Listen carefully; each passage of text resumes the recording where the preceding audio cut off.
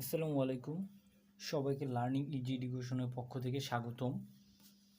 আজকে আমরা একটা ম্যাথ ট্রিক্স শিখব, যে তোমার বয়স বের করার।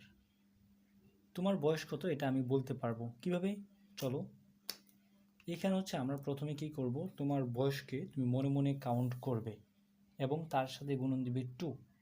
এখন তোমার বয়সকে তুমি মনে মনে যেই বয়স কাউন্ট করেছো তার সাথে 2 গুণ করার পর তোমার যে অ্যান্সারটা হবে ওই অ্যান্সারের সাথে তুমি 10কে যোগ করবে।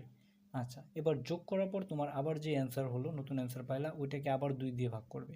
ওকে, এখন আবার যে নতুন অ্যান্সার পেলা, ওই অ্যান্সার থেকে তুমি আগে যে বয়সটা ধরেছিলে ওই বয়সটি তুমি আবার বিয়োগ করবে।